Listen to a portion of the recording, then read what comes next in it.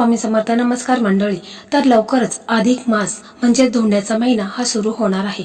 तर जावयाला व लेकीला सोन्या चांदीपेक्षाही मौल्यवान, स्वस्त व योग्य ह्या 3 वस्तू द्यायच्या आहेत. या संदर्भात हा व्हिडिओ आहे. तर मंडळी, मे महिन्यामध्ये सुरू होतोय अधिक मास, ज्याला मल मास, पुरुषोत्तम मास किंवा धोंड्याचा महिना असं म्हटलं जातं. आणि या महिन्यामध्ये विवाह, मौजी बंधन, गृहप्रवेश, बारस यासारखी मंगल कार्य केली जात नाहीत. पण मग हा जो अधिक मास आहे तो नक्की किती तारखेला सुरू होतोय आणि किती तारखेपर्यंत असणार आहे, कोणते कार्य या महिन्यात केलेले चालतात आणि कोणते कार्य केलेले चालत नाही, याबद्दल जरा सविस्तर जाणून घेऊ. हिंदू पंचांगानुसार 2026 अत्यंत महत्त्वाचं मराठी महिन्याप्रमाणे बघायला गेलं तर ज्येष्ठ महिना हा अधिक आलेला आहे.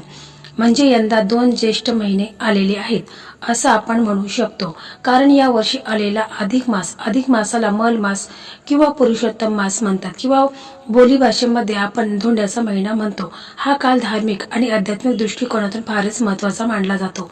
या महिन्यामध्ये सुरुवातीला म्हटलं तसं लग्न किंवा मुंज, गृहप्रवेश, बारस यासारखे कुठलेही मंगल कार्य केली जात नाही. पण मग या महिन्यात काय करावं? पूजापाठ, व्रतवैकल्य, जप, तप, दान, धर्म यासाठी हा काळ अत्यंत शुभ मानला जातो.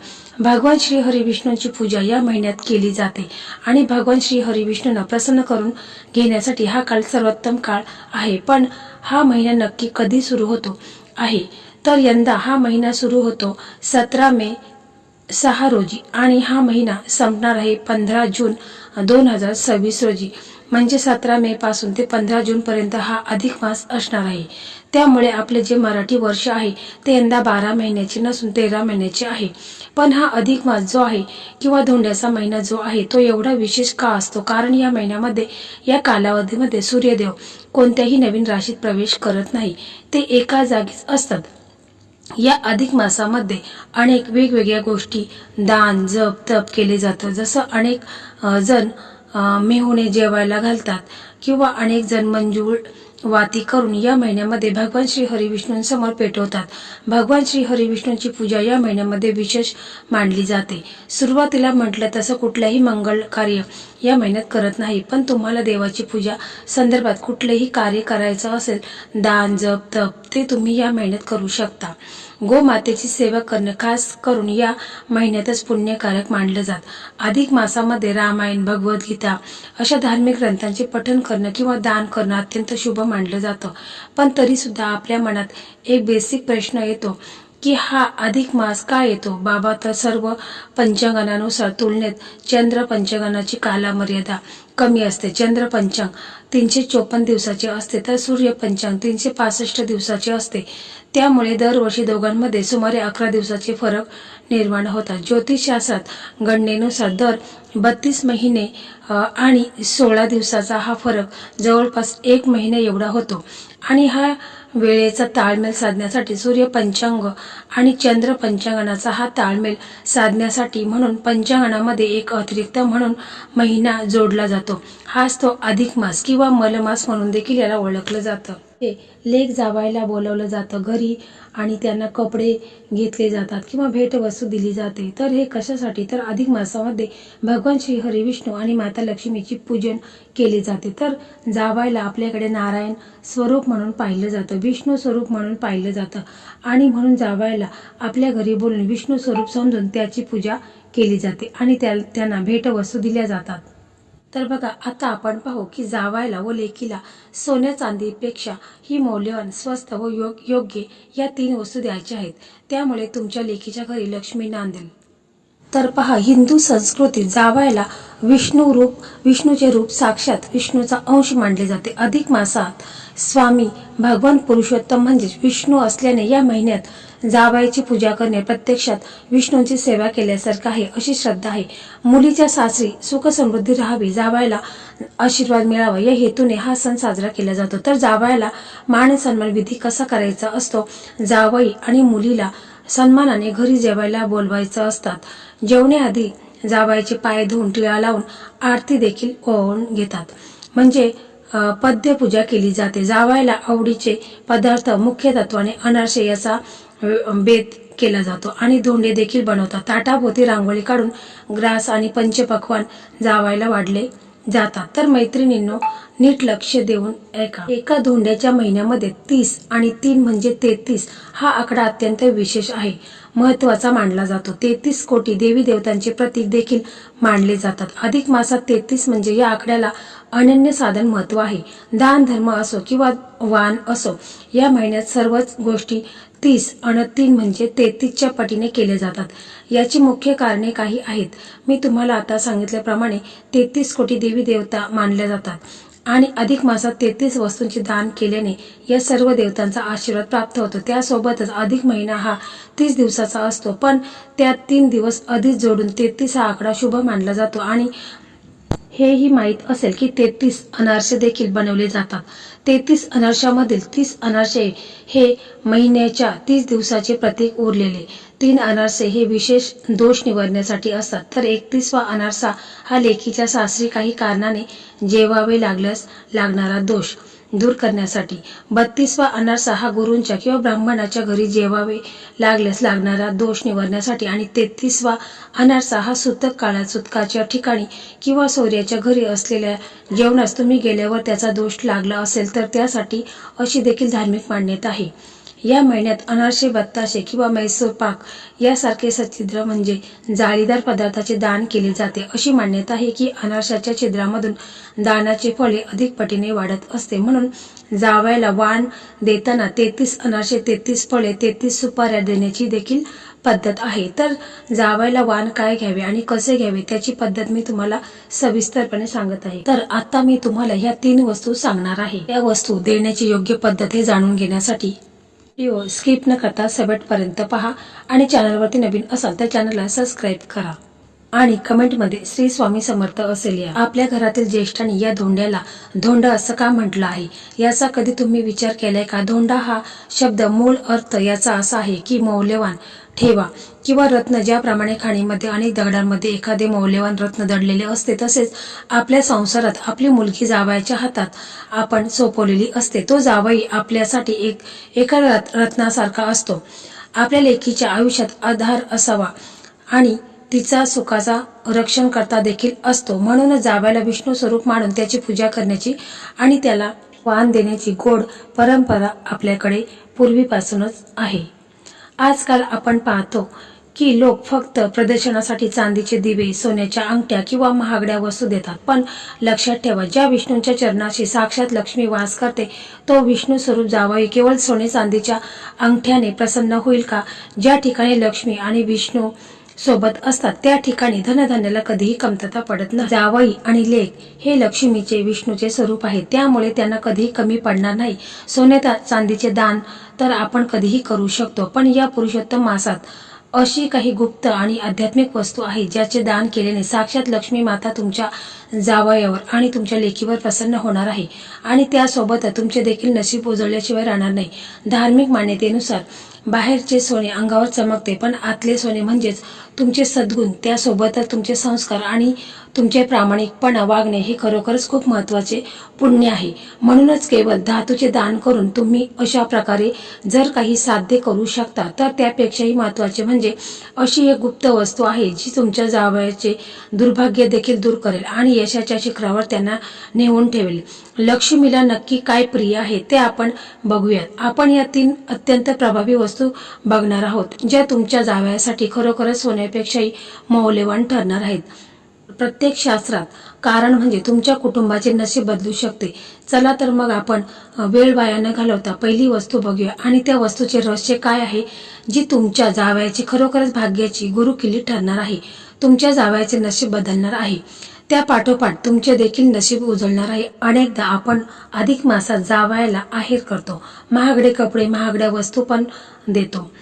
तर या महागड्या वस्तू, ते कपडे किती दिवस टिकतील? जास्त दिवस टिकत नसतात, त्यानंतर ते जुने होतातच. पण आज मी तुम्हाला अशा काही विशेष वस्तूंबद्दल सांगणार आहे जी कधीही जुनी होत नाही, जिची किंमत काळानुसार वाढतच जाते. ती वस्तू म्हणजे दुसरी तिसरी कोणती नसून आध्यात्मिक वस्तू आहे. साक्षात भगवंताचे शब्द, श्रीमद भगवद्गीता किंवा विष्णू सहस्रनामाची पोथी. तुम्हाला वाटेल अरे हे तर किती साधे आहे, पुस्तकापेक्षा एखादी सोन्याची वस्तू दिली तर जावई खुश होतात. पण इथे आपण चुकतो. जेव्हा तुम्ही तुमच्या जावयाच्या हातात भगवद्गीता देता तेव्हा त्याचे केवळ ते पुस्तक नसते, तर तुम्ही दिलेल्या आयुष्यात जगण्याची गुरुकिल्ली असते आणि आध्यात्मिक प्रगती देखील होते.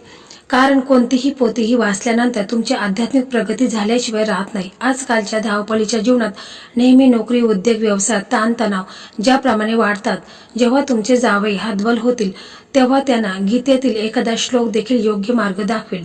त्यांच्यावरील ताणतणाव देखील कमी होईल. कारण गीतामध्ये खूप मोठे महत्त्वाचे श्लोक आहेत ज्यामुळे तुमचे नशीब बदलेल, तुमचे जीवन चांगले होईल. शास्त्रात सांगितले जाते की ज्याच्या बुद्धीवर साक्षात सरस्वती विराजमान असते त्याला लक्ष्मी कधीच अंतर देत नाही. ज्या घरात दररोज विष्णू सहस्रनामाचे पाठ केले जातात तिथे गीतेचे वाचन होते, त्या घराभोवती एक सुरक्षा कवच, रक्षण कवच तयार होत असते.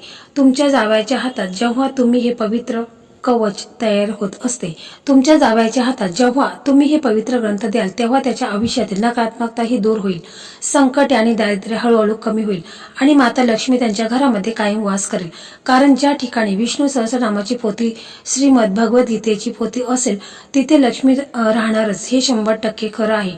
एक गोष्ट लक्षात ठेवा, सोन्याचे दागिने कपाटात राहतात, प्रसंगी ते चोरीलाही जाऊ शकतात. परंतु तुम्हाला जर सोने देणे शक्य झाले तर मी असं म्हणत नाही की सोने देऊ नका, सोने देखील देणे महत्त्वाचं आहे. परंतु आजकालच्या महागाईच्या काळामध्ये सोने देणे शक्य होत नाही, म्हणून तुम्ही या काही गोष्टी देखील देऊ शकतात.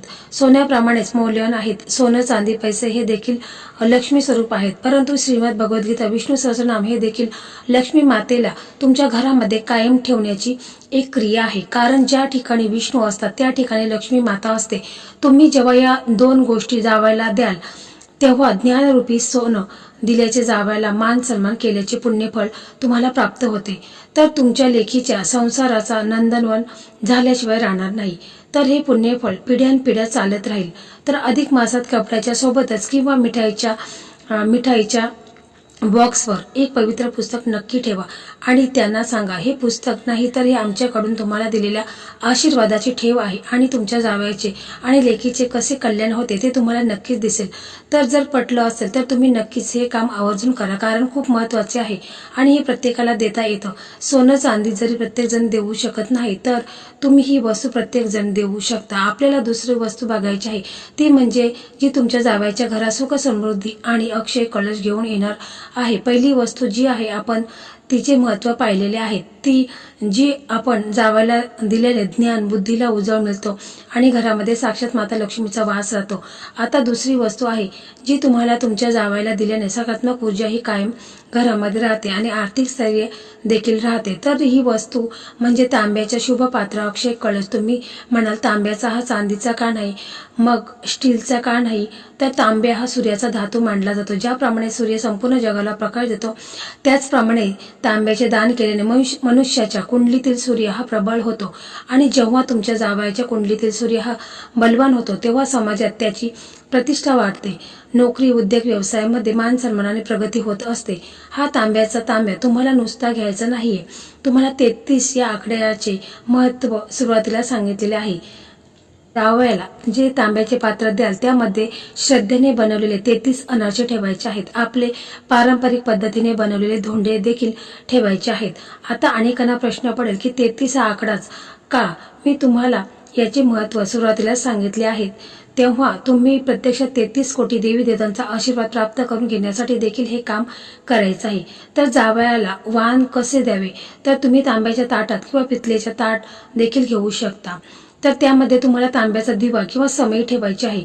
त्यासोबतच अनारसे सोबत जावयाला नवीन कपडे सोबत सोने चांदी खरेदी करणे शक्य झाले तर ते किंवा तुम्हाला सोने चांदीपेक्षा मौल्यवान वस्तू सांगितलेली आहे. पहिली वस्तू ती म्हणजे तुम्हाला ती पोथी ठेवायची आहे, ही आवर्जून तुम्हाला घ्यायची आहे. त्यासोबत तुमच्या मुलीची ओटी देखील भरायची आहे आणि नवीन साडी ओटी तुम्ही भरू शकता. जावयाला वाण देताना आपल्या घरी, तुमच्या घरी सदैव सुख शांती लाभो असा भाव मनामध्ये ठेवायचा आहे. तर तुम्हाला अजून पुढे एक श्लोक देखील म्हणायचा आहे. जर तुम्हाला म्हणणे शक्य झाले वाण देताना तर तो नक्की म्हणा.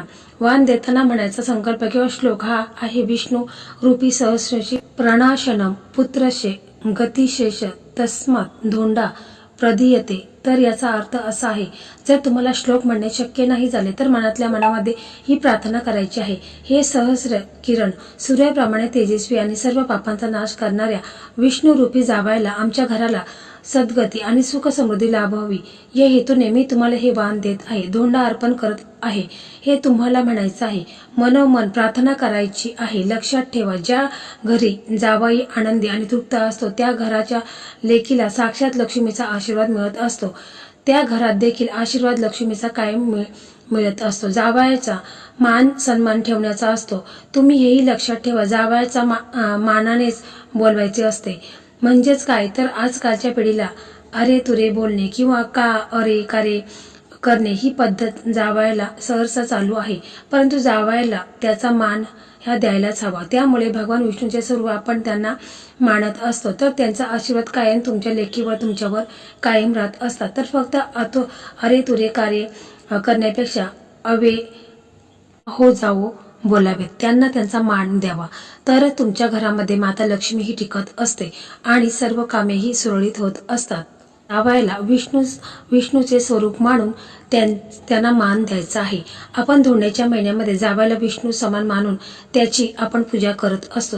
त्याचप्रमाणे तुम्ही इतरही दिवस त्यांना व्यवस्थितपणे सन्मानित केले तर निश्चितच लक्ष्मी तुमच्यावर प्रसन्न होते. आता वेळ आली आहे ती तिसरी आणि सर्वात मौल्यवान वस्तू बघण्याची. जर तुम्हाला ती महत्वाची वस्तू मी सांगत आहे तर बघा, जावयाला जेव्हा सोन्याची अंगठी दिली तर ती बोटातच राहते, कपडे दिले तर ते अंगावरच राहतात.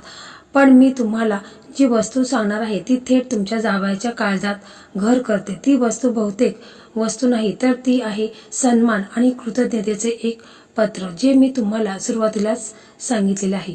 तर कदाचित तुम्हाला ऐकायला थोडं वेगळं वाटेल, पण नीट विचार करा. कलियुगात धावपळीच्या जीवनामध्ये माणसाला सगळं काही मिळतं, पण मिळत नाही तो सन्मान आणि आदर आणि कौतुक.